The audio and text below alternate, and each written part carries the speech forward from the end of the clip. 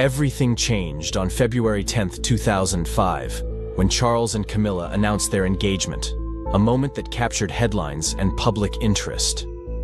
Camilla humorously shared that Charles had indeed gotten down on one knee to propose. The engagement was warmly welcomed by the royal family, with William and Harry expressing their happiness for the couple. The wedding, held on April 9, 2005, at Windsor Guildhall, was a modest affair. They chose a simple ceremony with close family and friends, foregoing the typical grandeur of a royal wedding. The Queen did not attend the ceremony, but joined the couple for the blessing at St. George's Chapel afterward. In the wake of Diana's death in 1997, Charles and Camilla found their romance rekindled amidst public mourning and media scrutiny. This period was fraught with challenges as they sought acceptance. In 1998, a teenage Prince William had an uncomfortable meeting with Camilla at St. James's Palace, a crucial step in her gradual introduction to the royal family. Initial interactions over lunches and teas were awkward but necessary.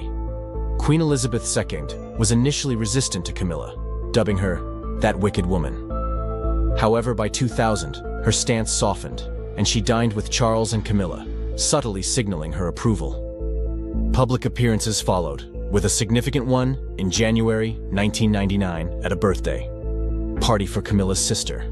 Arriving separately but leaving together, Charles and Camilla's public outing created a media storm, paving the way for Camilla's acceptance. By the Queen Mother's funeral in 2002, Camilla stood by Charles, solidifying her role as his partner. She also embarked on her first solo public engagement that year, a critical move in her royal journey. By 2003, Charles and Camilla had moved in together at Clarence House, signifying their serious commitment. On February 10, 2005, Charles and Camilla announced their engagement, a moment of public and media excitement. Camilla shared that Charles had indeed proposed on one knee. The engagement was warmly received by the family, with William and Harry expressing their support. The wedding on April 9, 2005, at Windsor Guildhall was understated and intimate, attended by close family and friends. The Queen skipped the ceremony but attended the subsequent blessing at St. George's Chapel, showing her support. The journey of Charles and Camilla, marked by rekindled love, public scrutiny, and gradual acceptance, culminated in a modest yet meaningful wedding, symbolizing a new beginning for the couple. From scandal to crown, when Queen Elizabeth II passed away, the dynamics of the British monarchy underwent a significant transformation. Charles ascended the throne as King Charles III, and in a surprising twist, Camilla was named Queen Consort. This development was unexpected, especially considering Queen Elizabeth's initial reluctance to accept Camilla. Over the years, however, Camilla proved her loyalty and dedication, eventually earning the Queen's endorsement in a heartfelt message. This endorsement, which seemed unthinkable decades ago, marked a dramatic shift in the royal narrative, turning Camilla from a figure of skepticism into a respected pillar of the monarchy. The late Queen's public blessing underscored Camilla's journey and emphasized her commitment to the crown, encouraging others to support Charles and Camilla as they had supported her. The question of why Charles married Diana when his heart belonged to Camilla lingered in the minds of many. This dilemma highlighted the conflict between royal duties and personal happiness. Diana, trapped in a loveless marriage, suffered immensely, enduring years of emotional distress. Charles's marriage to Diana, despite his enduring love for Camilla, underscored the immense pressure and expectations placed on royal family members to prioritize duty over personal desire, often leading to profound personal sacrifices. The Tampon Gate scandal. One of the most notorious scandals in royal history erupted when details of a private phone conversation between Charles and Camilla from 1989 were leaked. Dubbed Tampon Gate, or Camilla Gate, this scandal was not just typical tabloid fare. It was a royal catastrophe. At the time of the call, both Charles and Camilla were married to other people. The conversation, however, was anything but ordinary, with Charles expressing a desire to be reincarnated as Camilla's tampon, a bizarrely intimate statement that somehow became public. This scandalous exchange made headlines under the sensational title, "Charles and Camilla, the Tape." The People newspaper published a full transcript of their 6-minute conversation, and to add to the humiliation, audio of the conversation was also released. The release of such a private and intimate conversation raised questions about who might be responsible for the leak. Kate Middleton gives a heartfelt speech about the mental health of children, insisting this is something I really do care about. My own journey into understanding the importance of early childhood actually started with adults and not with children. It was about prevention.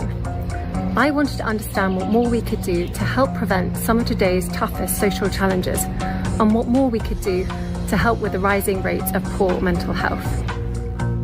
While many philanthropists are known for supporting various causes by donating large sums of money and making brief public appearances, Princess Catherine prefers to take a more practical approach.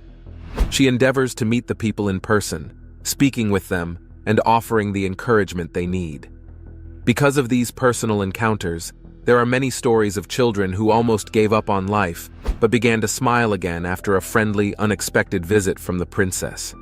Kate Middleton made an appearance to open the redeveloped children's center at the hospital, and she was greeted by fans outside. One little girl gave her 2 stuffed bears. What happened during these visits? What did she say to them?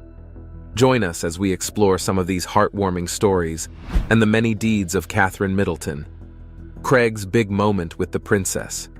Catherine Middleton is known for getting deeply involved in various charities, with many efforts focusing on children's mental health, early childhood development, and the family's well-being. Many of her initiatives highlight these commitments, such as the Royal Foundation for Early Childhood, aimed at helping parents and older people understand the importance of early childhood experiences. Unlike many philanthropists, Catherine is known for directly getting involved in humanitarian efforts as much as she can. This was made evident in January of 2018, when Catherine and her husband traveled to Coventry to catch up with royal appointments. Among these engagements were a visit to the city's cathedral, a renowned cafe built to provide work opportunities to recovering addicts, and Coventry University's new science and health building. Catherine and her husband were familiarizing themselves with the Positive Youth Foundation. William and I are absolutely delighted to be with you here in Birmingham on World Mental Health Day for our Royal Foundation Youth Forum. William and I continue to be inspired to see young people, like you all here today, leading this charge. An initiative formed to help young people get better careers and opportunities. It was then when they came across a little boy who looked sick. Upon seeing the boy, Catherine immediately got involved, walking over to him and handing over a sick bag. The boy's eyes widened as he saw the Princess of Wales gently placing her hands on him to make sure he felt better. Craig Skipper, the 10-year-old boy, had begun to feel sick after waiting 3 hours for Catherine and her husband to arrive. And when they did arrive, the child was looking tired, like was about to faint. Concerned about the young boy, Catherine bent down to talk to him. With concern in her eyes, she had gone to one of her bodyguards and returned with a brown paper bag for the boy. Thankfully, the boy didn't need it, as he felt better not long afterwards. To the Princess of Wales, this was just one encounter out of several, but to the young boy, this would be a moment he would never forget. Carol Flynn, a learning mentor at the nearby school, spoke about this, stating how Catherine took her time with Craig. It was obvious she was a mother. According to Flynn, she could almost see the love in her eyes at that point. This moment highlighted her instinctive caring nature for children, but it wasn't the only time something like this happened. Solving puzzles with the princess. Catherine's motherly nature was most apparent when she joined the pupils of St. John's Church of England Primary School in a craft lesson. The Princess of Wales talked with young students about connecting with others and experiencing different feelings.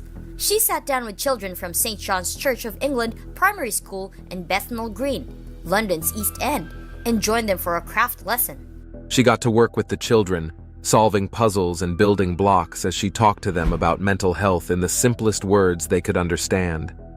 As she worked with the children, she asked each of them how they coped with their emotions.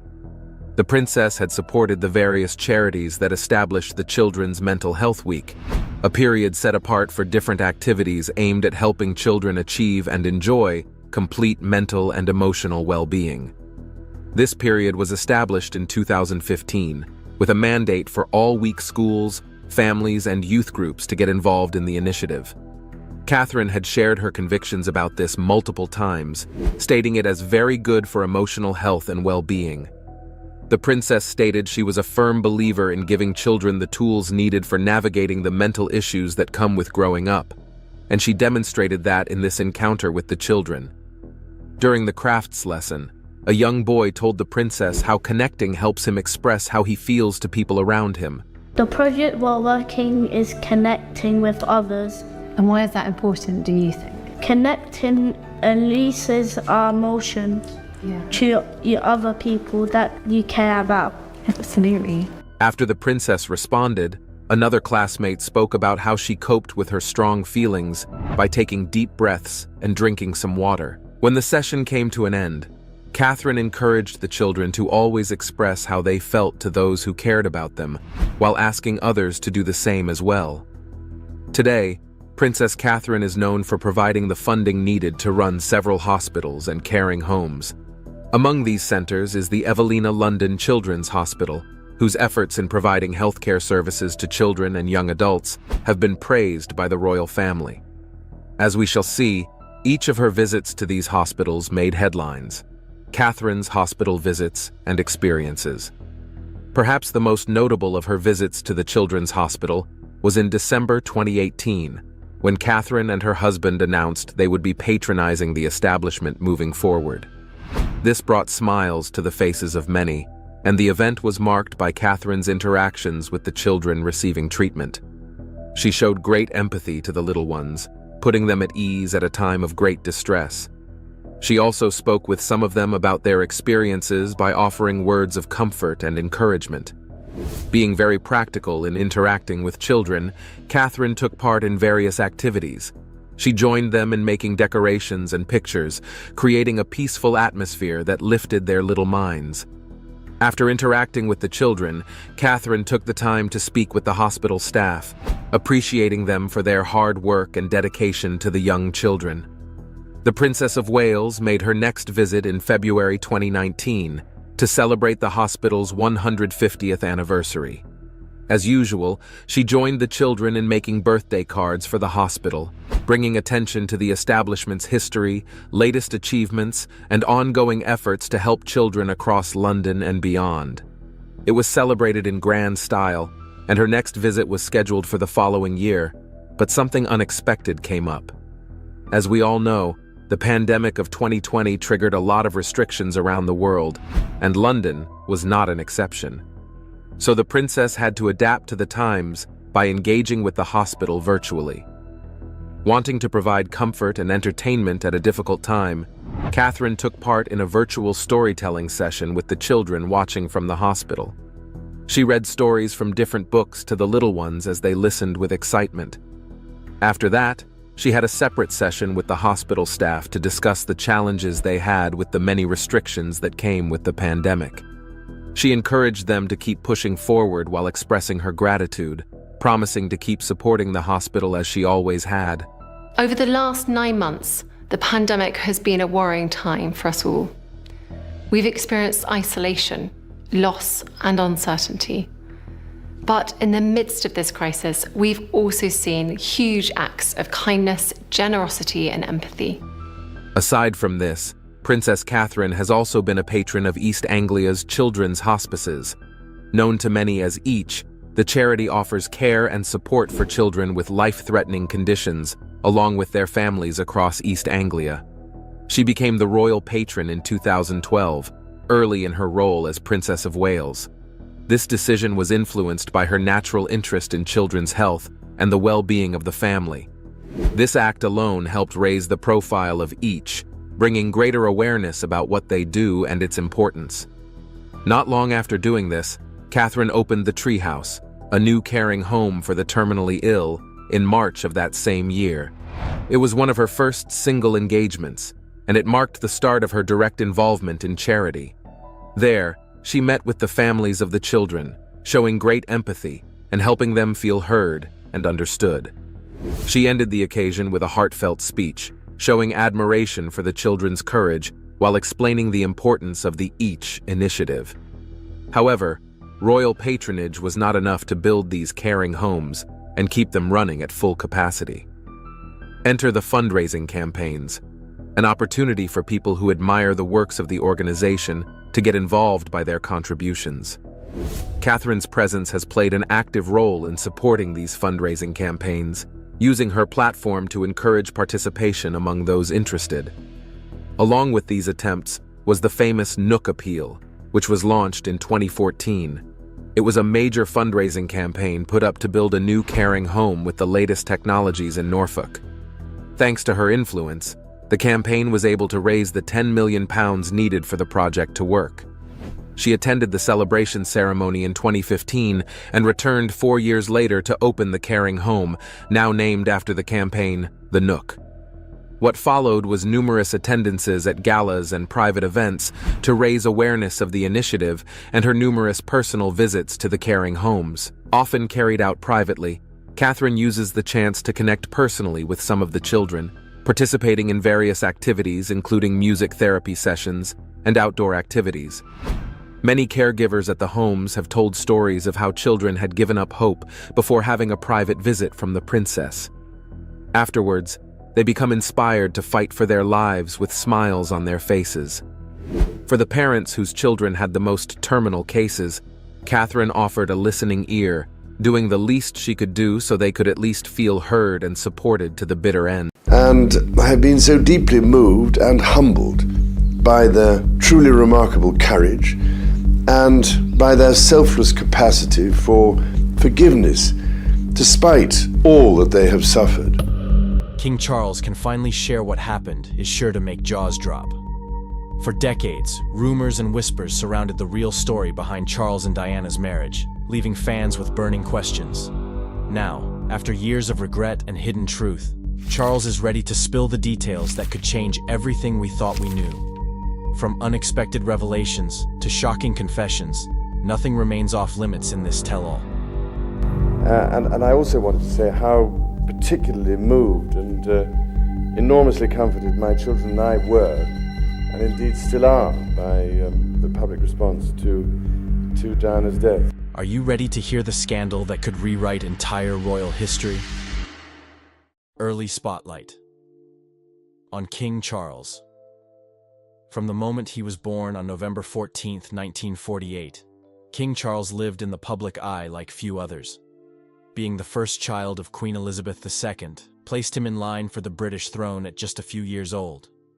As soon as his mother succeeded to the throne in 1952, Charles's every move became news. Journalists and photographers followed him constantly, capturing everything from his first steps to his school outings. This early attention brought both excitement and hardship.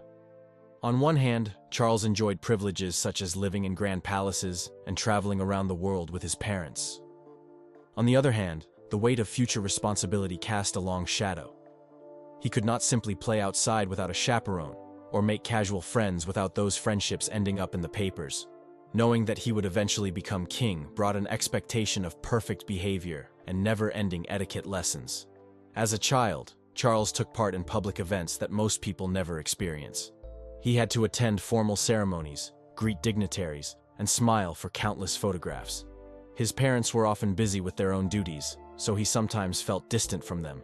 This early exposure to royal life taught him that leadership is more than just ribbon cutting and waving.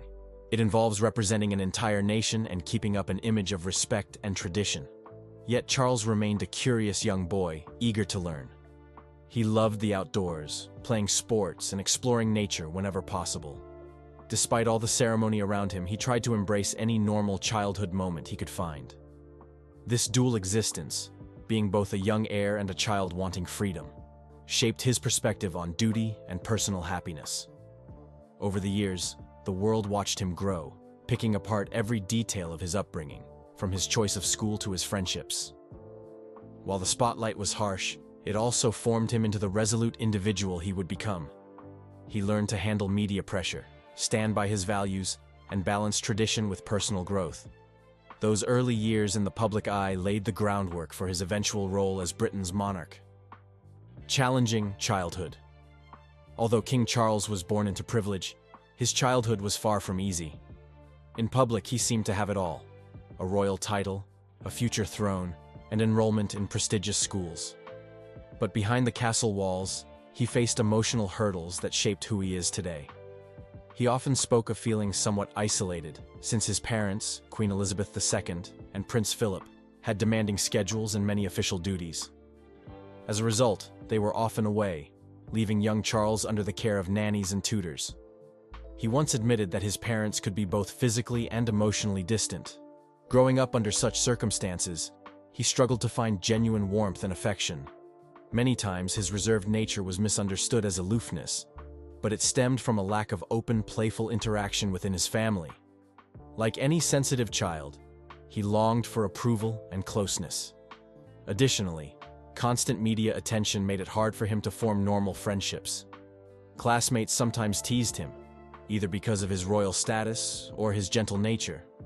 While many assumed being a prince meant an easy life, it actually invited extra scrutiny.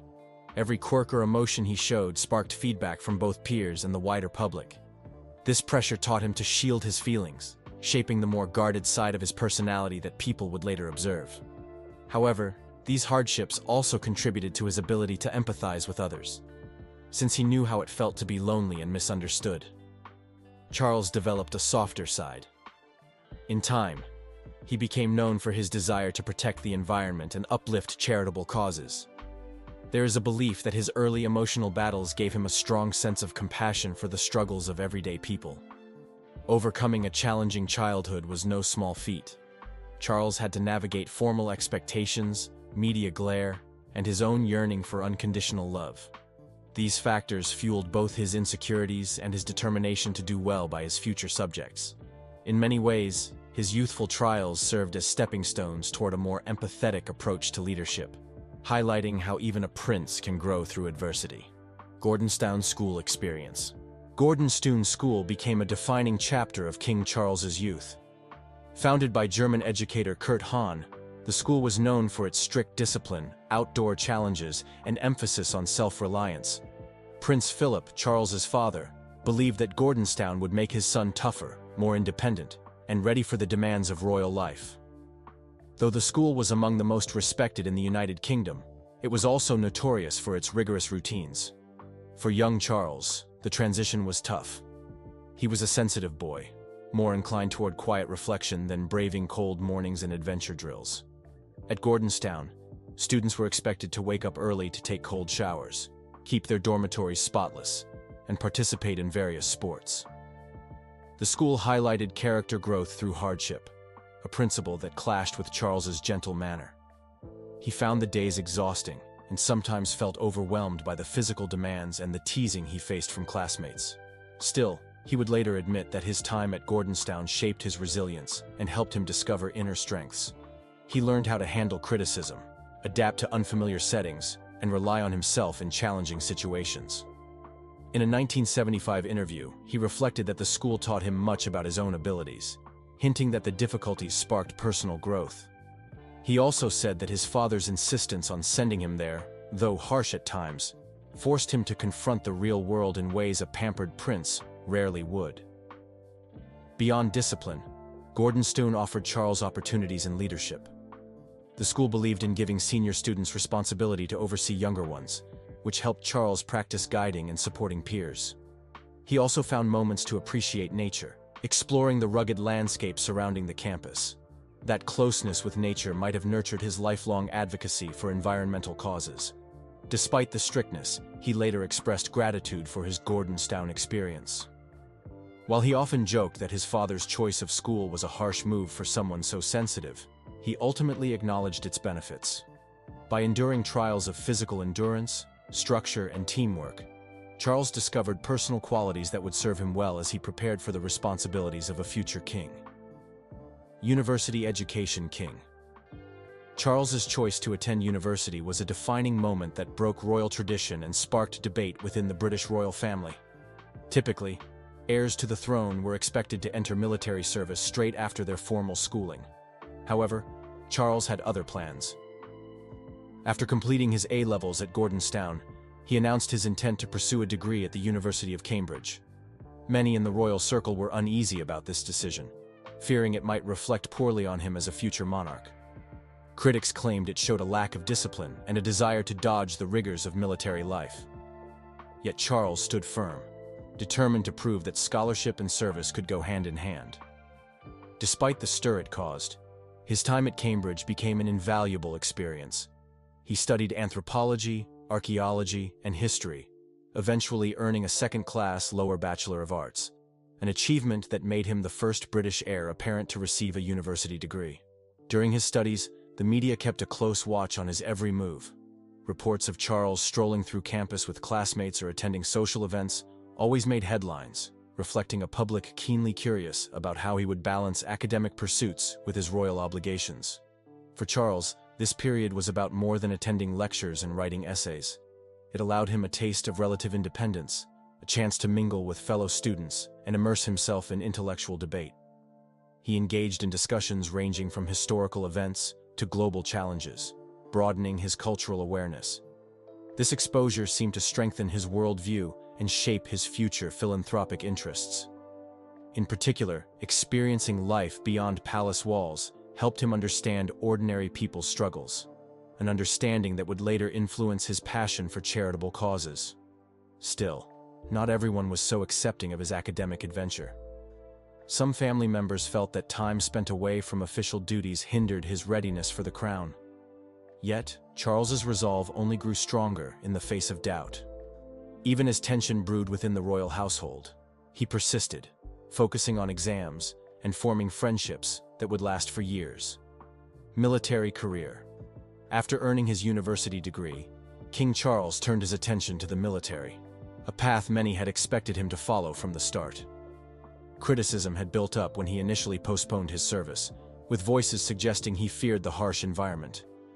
Yet Charles was determined to prove otherwise. Early in his second year at Cambridge, he requested Royal Air Force training, surprising both the public and members of his family. This move signaled his readiness to take on physically and mentally demanding challenges. Charles began his preparatory instruction by studying a range of technical subjects, including aerodynamics, navigation, and aviation medicine. According to Air Chief Marshal Sir Richard Johns, who oversaw parts of Charles's training, the young man displayed remarkable concentration and a fierce determination to excel. While critics still questioned whether a sensitive prince could handle strict discipline, Charles's instructors saw a different side, a focused student who refused to fail. His military journey didn't end with the RAF. Charles soon embarked on a career in the Royal Navy, following in the footsteps of his father and grandfather. He took an accelerated course at Britannia Royal Naval College, quickly adjusting to life on ships, destroyers, and frigates. Over time, he served as a gunnery officer on the HMS Minerva and took on responsibilities that tested both his leadership and technical skills. His active involvement in real operations, such as monitoring a Soviet submarine, showcased his calm under pressure and willingness to adapt to life at sea. One highlight of Charles's service was his development as a pilot. He spent countless hours in the cockpit, perfecting maneuvers and formation flying. His dedication paid off when he earned the Double Diamond Trophy, marking him as one of the top pilots in his class. Eventually, Charles advanced to commanding officer of the minesweeper HMS Brownington, where he led a small crew through routine exercises and real missions involving leftover World War II ordnance. By December 1976, he concluded his active military career with the rank of commander. Though some once doubted his ability to withstand rigorous training, he left with a record that spoke volumes about his commitment and skill. In many ways, his time in uniform demonstrated that a future monarch could balance tradition with personal ambition, all while earning the respect of both royal and military circles. It was one more stepping stone on a journey that would soon lead him to a deeply complex chapter of life. Meeting Princess Diana. Meeting Princess Diana. The story of King Charles meeting Princess Diana often leads to mention of a shooting party hosted by Diana's older sister, Sarah. But according to Charles himself, their very first meeting happened in a less glamorous setting, a freshly plowed field. In that moment, Diana was a shy 16-year-old, while Charles was in his late 20s, dating Sarah. Despite the age gap and the prince's existing relationship, Diana captured Charles's attention. He was charmed by her youthful spirit and unique warmth, But with his eyes fixed on Sarah at the time, he barely acted on those feelings. Not long after, Charles joined Sarah for a ski trip, and their blossoming relationship was widely documented by the media, who celebrated them as a potential match. Behind the scenes, though, something else was happening. During a gathering at Sarah's invitation, Charles and Diana ended up talking in private. She led him on a brief tour of her home's gallery, and he found her kindness and energy irresistible, even if he couldn't publicly show it. Meanwhile, Diana was flattered by the prince's genuine interest. Yet the situation was far from simple. Sarah was still very much in the picture. In a surprising twist, Sarah herself ended up ending the relationship with Charles. She gave a frank interview to a magazine, boldly stating she was not in love with him, nor had any intention of marrying into the royal family. The public was stunned, considering how they had seemed happy together during their ski outings. Within months, Sarah married someone else, causing the media to pivot and focus on the evolving connection between Charles and Diana. With Sarah now out of the equation, Charles felt freer to pursue the younger sister who had captivated him from that first encounter. Still, there were unavoidable concerns about their 12-year age difference and Diana's limited experience with the public eye. Undeterred, they began seeing more of each other. The royal family, always conscious of appearances, kept a close watch on their dates, intrigued by the possibility that Diana might be a suitable bride for the future king. Marriage to Diana. The marriage of King Charles and Princess Diana was hailed as the event of the century, a dazzling ceremony watched by hundreds of millions worldwide. From the outside, it looked like the ultimate fairy tale. Royal pomp, horse-drawn carriages, and a stunning bride adored by onlookers everywhere she went. Yet beneath the grand displays of love and pageantry, trouble brewed. Diana, who was only 20 when she wed the future king, soon found that royal life was far more complex than she had imagined. One early warning sign came during their engagement interview. When asked if they were in love, Diana confidently said yes, but Charles replied, "Whatever in love means." His awkward response drew public concern, and privately, Diana admitted that it hurt. Troubles mounted further during their engagement when she discovered Charles had purchased a gift for his ex-girlfriend, Camilla Parker Bowles. Though Diana considered calling off the wedding, she pressed on, buoyed by her sister's support, but harboring deep fears about Charles's loyalty. Their wedding day remained a spectacle of joy, at least to the millions watching on television. Behind the scenes, however, cracks formed in the marriage almost immediately. Diana struggled with the relentless scrutiny of the press and the expectations placed on her as a royal wife. Charles, meanwhile, did little to hide his lingering attachment to Camilla, fueling Diana's worries and later her heartbreak. Over time, the emotional strain took a visible toll. Diana spoke openly about her feelings of inadequacy, and Charles, unsure how to handle her distress, seemed to drift further away. Eventually, the rumors of Charles's ongoing affair became impossible to ignore. Diana confronted Camilla directly, pleading for her to leave Charles alone. When that failed, the tension boiled over, leaving Diana feeling more isolated than ever. The media, hungry for drama, devoured every hint of conflict. The final blow arrived when intimate phone conversations between Charles and Camilla leaked to the press, exposing the true extent of their relationship. Faced with a scandal that rocked the monarchy, Charles publicly admitted the affair. A deeply wounded Diana, in turn, shared her side in televised interviews, famously remarking that, "There were 3 of us in this marriage." In 1992, they formally separated, finalizing their divorce in 1996. What began as a fairy tale had become a cautionary story of love, betrayal, and public intrusion, forever shaping how the world viewed the House of Windsor and the couple at its center. Infidelity and marital troubles. The marriage of King Charles and Princess Diana was once the world's favorite fairy tale, but underlying tensions and hidden affections soon cast a shadow over their union. Early on, Diana sensed Charles's lingering fondness for his former flame, Camilla Parker Bowles. Although Diana hoped that marriage and motherhood would draw Charles closer, those dreams gradually faded as Camilla remained in the picture. Hurt and confused, Diana confronted Charles about the gift he had bought Camilla shortly before their wedding, an omen that her new life might not be a peaceful one. Taking on royal duties brought more public attention, leaving little room for private resolutions. Diana tried to hold her marriage together despite feeling increasingly overshadowed by Camilla's presence. Pleas and direct confrontations proved fruitless. Charles, meanwhile, seemed torn between his sense of duty to Diana and his emotional history with Camilla. Eventually, their marital strains spilled over into media reports, fueling endless tabloid gossip. Every time Diana appeared at a public event looking downcast or teary-eyed, the press speculated about Charles's behavior and the cracks in their relationship. The unsustainable tension came to a head when intimate phone conversations between Charles and Camilla leaked, confirming beyond doubt that the prince had continued his affair. The tapes featured candid exchanges, revealing the depth of their emotional bond. As these calls became front-page news, any hope of salvaging the royal marriage dimmed. In a bid to manage the crisis, Charles sat down for a televised interview where he finally admitted to cheating on Diana.